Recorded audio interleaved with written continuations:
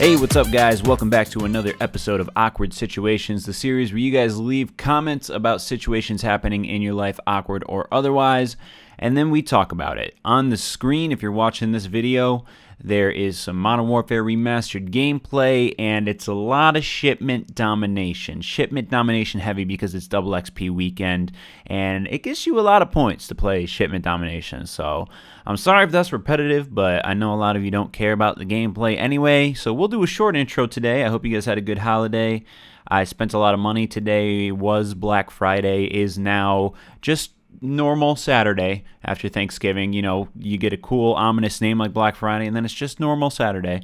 So I spent a lot of money, and I need to get back to working, and that starts with this video. Let's get into the first awkward situation, a lighter awkward situation right now. This awkward situation recently happened about a week ago, and it's on the topic of masturbating, so I hope you don't mind this one. Oh no, I love masturbating. About a week ago, I went to my grandparents' house for the night. My grandma fed me supper and then went to go take my shower. You went to go take a shower. I was feeling a little horny and decided to masturbate, but I didn't want them knowing, obviously, so I turned on the shower so that they couldn't hear. Where I went wrong was I forgot to lock the door, and you can imagine what happened next, so I started to choke the chicken when I had the shower on for too long, and so my grandma came and knocked on the door and told me to hurry up, but decided to walk in and tell me because I didn't say anything back. My grandma walked in on me beating my meat, and now it's awkward. I haven't talked to her in a few days, and I don't know if I should say anything or let it go by. Sorry, it's a masturbating story, but I thought it was an awkward situation. But even a reply would be good too. Well, let me just start by saying you don't need to be sorry that this is a masturbation story. I don't masturbation shame on this channel. I am open to any and all opinions and stories. Some do disgust me and confuse me, but I like reading all of them. So we're going to start with a masturbation story, and I'm going to reveal something extremely personal, which I know everyone on the channel loves to hear, but it's a pretty decent story that is literally almost the exact same scenario that this person went through. Pretty much the same thing, except not a bathroom, but let me just tell you my own personal story, and then we'll see where we go from there. So I had a house growing up that was near where my grandmother lived. I think I've said before, I lived in 3 houses in my childhood, and this was the 3rd house, the house my parents currently reside in. It's near where my grandma lives, and my grandma goes over to that house often. She's 83, and she's very active. She likes to do stuff during the day to stay young, and she's amazing. I love her, but she does things at my parents' house, such as clean the cat's litter, or she'll randomly walk in and do the dishes. She just feels the need to do stuff during the day, and that's awesome. In her old age, she's very active, and I could only hope to be that active. But anyway, I'm rambling at this point. One day, I'm rambling because I don't want to get to the story, but I'm going to say it. I need to share with you guys. One day, I was in my house alone, and I had just taken a shower because I had gotten home from basketball practice. So I took a shower, and I didn't put my clothes on after the shower because I wanted to just not have clothes on. You know, you have to have them on all day at school, and then you change into your basketball practice stuff, and you have them on at practice. And then I get home, and I didn't feel like having clothes on, so I didn't put my clothes on. And then I went to the computer, and I may or may not have been looking at some interesting adult websites. You browse things on the computer, things pop up that give your computer viruses, but it's okay. Anyway, my grandmother walked into the house pretty quietly. The door is loud that she enters through, so I heard that, but the door is also very close to where the computer room is. So I had enough time to not be in a weird position before she came in, but I did not have enough time to run away from the computer room completely naked. So she just walked in to the computer room and said, "Oh, hey." And I was like, "Oh my God, Grandma, I'm so sorry. I don't have my clothes on. I just got out of the shower." And she said, in a very cool manner, I mean, the expression on her face didn't even change, "Oh, that's fine. I used to bathe you. It doesn't matter to me. Where is your cat litter?"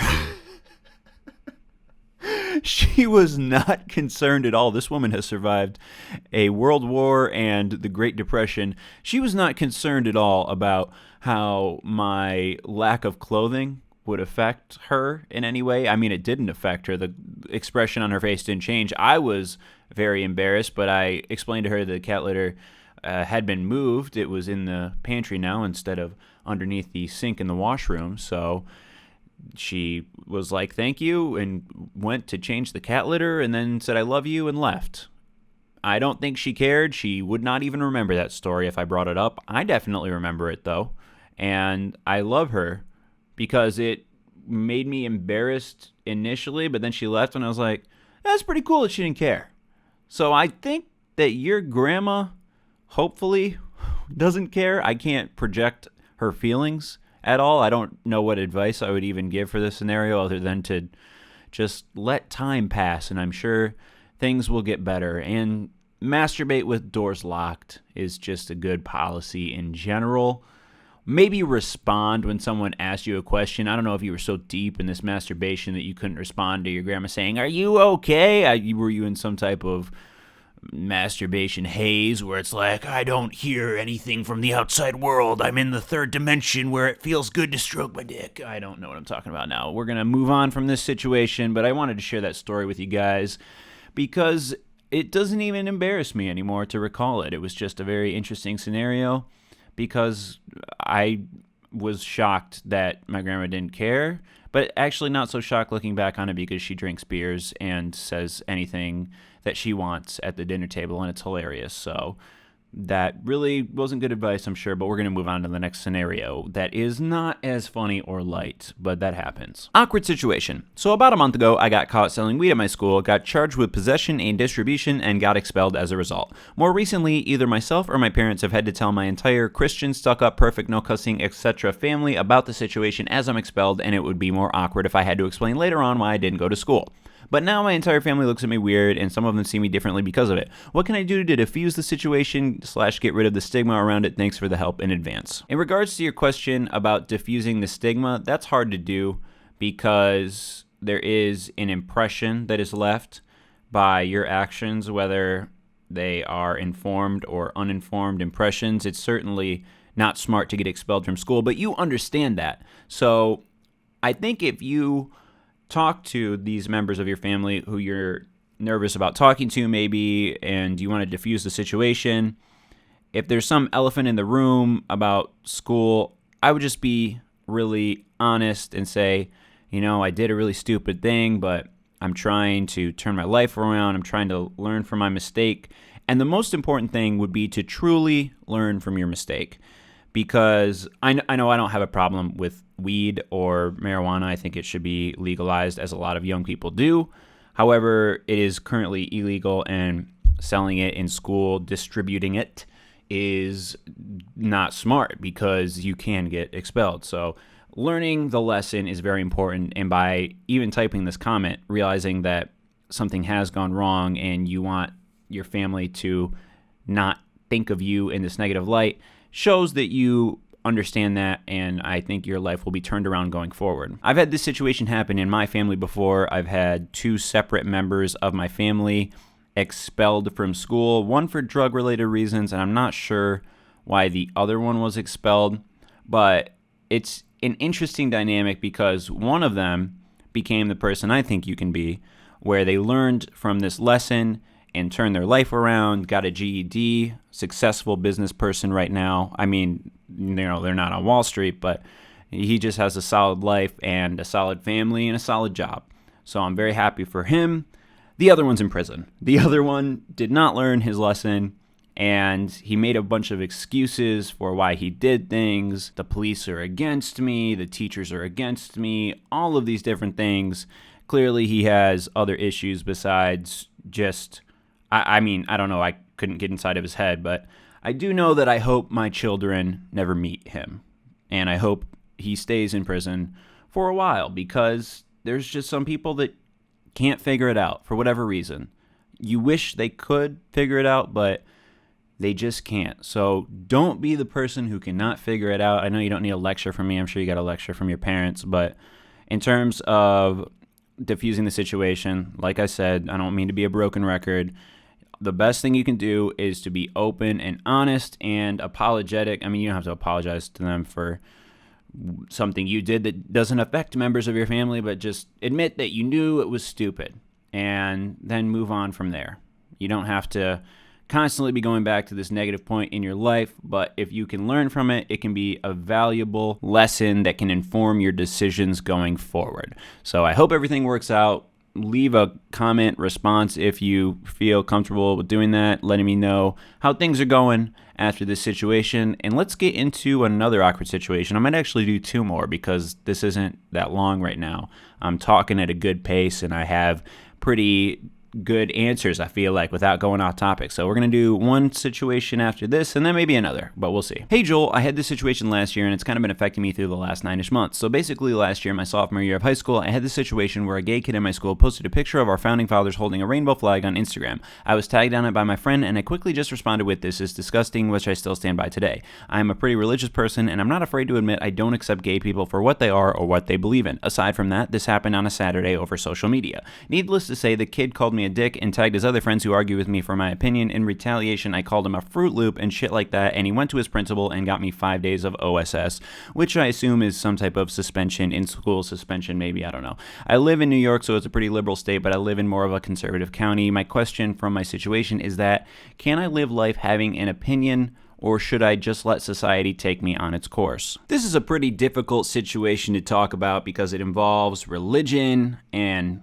politics to a degree, but just a few things that are difficult to see both sides of. It seems like this person is going to see his side, and obviously the gay person is going to see his own side, and it would be difficult to convince one to see the other. However, this person that wrote this comment did reply to me. I said this situation would be difficult to talk about, and I still wanted to talk about it because a lot of people were giving this kid feedback. And he said he appreciated that because he wanted to see my opinion and others' opinions. Some people were arguing with him and he was arguing back. But I liked that he replied that he wanted to see other opinions. This is clearly a person who, while he is sure to hold at least a version of this belief for his entire life, is open to seeing other opinions. And I think that's important no matter what your beliefs are on any topic. If you can see the other opinions and really think about them in order to strengthen your own opinions or break down your own opinions and form new opinions, that is the most important part of growing as a human being. And whenever I see somebody that is just closed off to any opinion or any idea, it is difficult for me to understand that perspective because I try to understand ideas. I mean, I can't understand some very hateful ideas. It is hard to understand those, but I try to, even though it's difficult, and I try to understand why they have those ideas.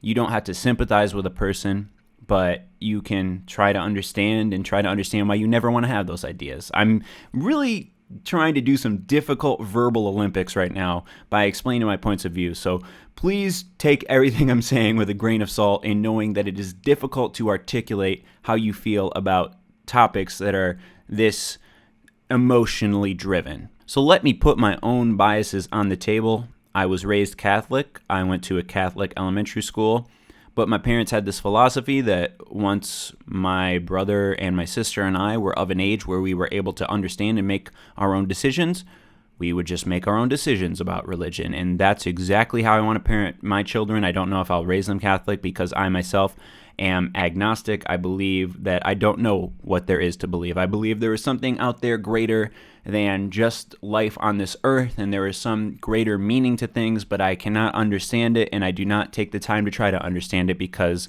I believe that takes away from living my own life. So those are my religious beliefs at this current time. However, I am very well versed in the Catholic and Christian religions. Maybe I shouldn't say that because I don't know how they're connected. That always confused me growing up, what the difference between Catholicism and Christianity was. But I went to a Catholic school and we talked about Christian things. I don't know. They're somehow connected. So I have a good understanding of the Bible and religion. I also have a good understanding of, I shouldn't say good understanding because you can never truly experience someone else's experience is separate from your own. I was going to say a good experience with homosexuality. I don't have any close friends to this day who are gay, but I've had people come through my life who are gay. Finn just jumped off of a box. My cat Finn just jumped off of a box. Oh, and now my lighting fixture is falling down. So I don't know what he's doing over there, but it's clearly very exciting.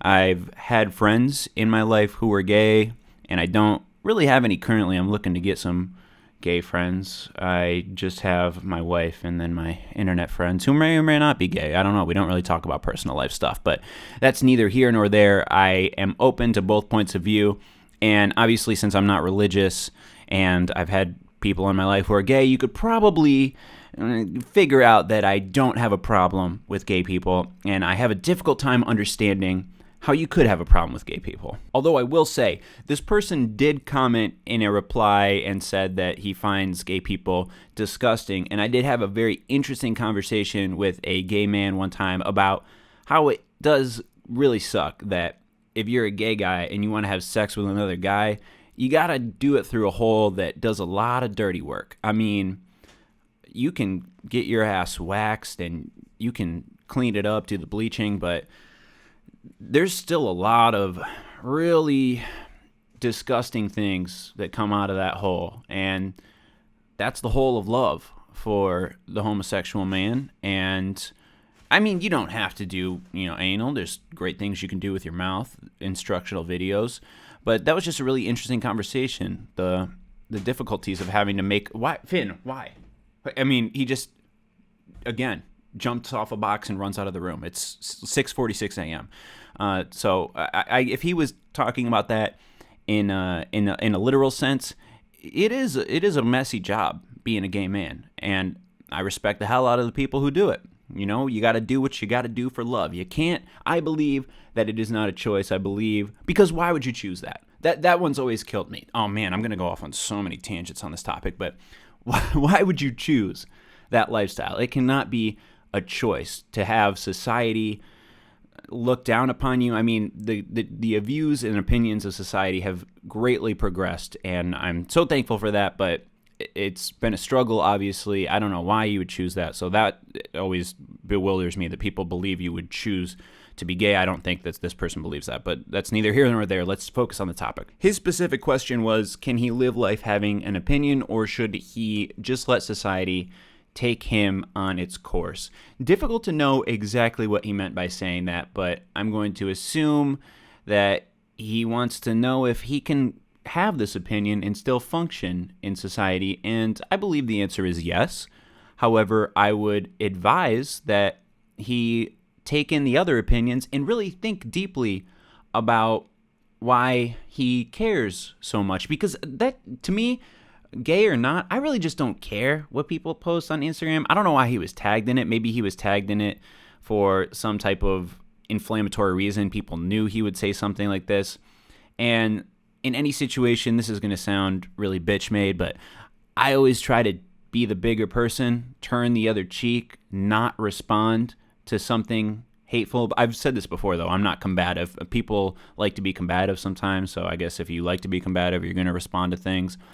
But it just makes your life easier if you decide not to say something, or if you say something to people that you trust that won't reveal things to other people. There are a lot of things on Twitter or on YouTube, whatever, that make me upset, and I respond to these things by telling my wife what I could say publicly and what would get me in trouble, or just not get me in trouble, would cause me stress from people reacting to what I said, because I want to say my feelings to get those feelings out of my system and say, God, this person's so stupid, or can you believe what this person said on Twitter, this fucking idiot.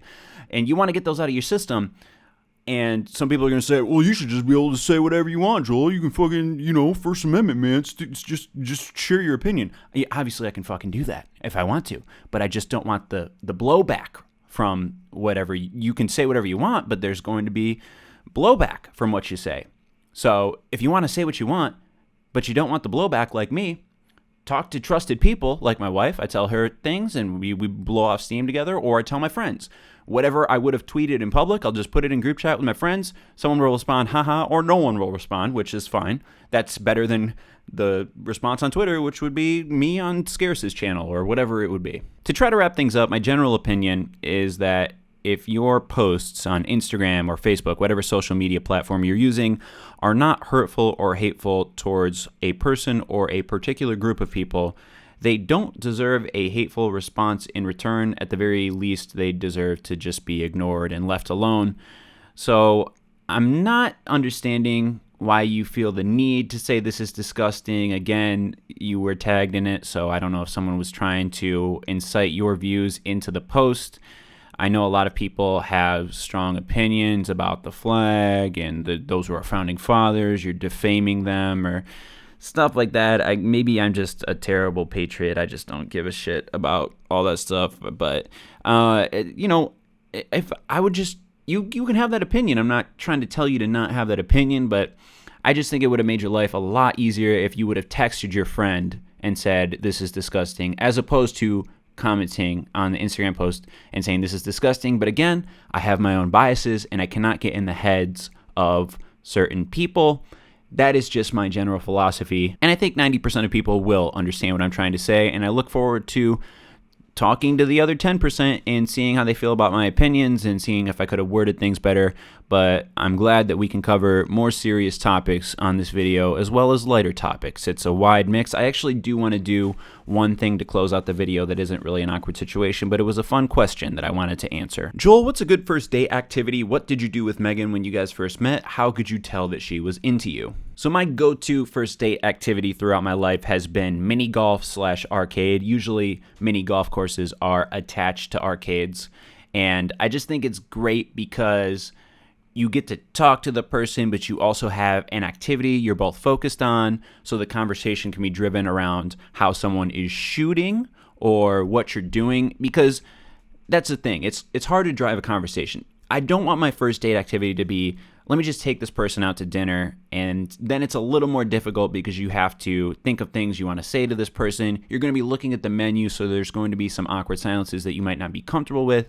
My first date activity, my go-to, is an arcade / mini golf place where you have these things you can focus on and topics are driven through the competition. It's fun, it's friendly, everyone's having a good time in an arcade. That's my go-to. My first date with Megan, actually, was the zoo in Grand Rapids. I think it's John Ball Zoo. Yeah, that sounds right. And we had a great time there. That was kind of similar to, I think our third date was mini golf and arcade. So I guess I lied by saying that's my go-to. It was my go-to with a couple of other girls, but it was not my go-to with Megan. My go-to with her was the zoo, but it was kind of a similar thinking. It's not dinner. It's a place where we can walk around. There's things to focus on, things to draw conversations from, and we both had a great time, went to dinner afterwards, talked about our day, and it was the best first date I had, obviously, since I'm married. It was pretty good for her, too. How do you tell someone's into you? Generally, you ask them, but you could usually tell. It's weird, because you want to talk about these things in a really structured educational sense. This is the sign that you get that a woman likes you, and if this box is checked and this box is checked. But when I met my wife Megan, I'm still a socially awkward, very introverted person, and I have a difficult time striking up conversations with people. I do like talking to people once the conversation gets started, but I have a difficult time initiating conversations. I'm still that person, and I was definitely that person in college. However, when I met Megan, it was just very easy to talk to her, and I got the courage to talk to her, and it just flowed really nicely. It just all made sense, and there's not words I could use to describe why it made sense. And I wish I could give better advice, but if I had to sum it up with some corny line, I would just say, when it works, it works. And if it's too much work, then that might be something to consider going forward. I mean, all relationships are work, but I don't know why Megan liked me and why I liked Megan and why it was so easier than other relationships or dates I've been on. It just worked. So I was very happy with that. Definitely, if you have any questions about people liking you, asking them. is the best thing to do. Difficult conversation for sure, difficult questions sometimes, but that's the most direct way to know. So if you want to just get it over with and really know, just ask a person. I hope you guys enjoyed this episode of Awkward Situations. As always, leave your situations in the comments. I have a backlog of great things to talk about, actually, so I'm just going to be saving more and more things. I know a lot of people get discouraged if I don't put their awkward situations in a video, but I get a lot of comments, and I only do 3 or 4 situations a video, so don't assume that I don't have your situation saved, but, I mean, if you want to post it again, that's fine, whatever. I'll see you guys next week. Goodbye.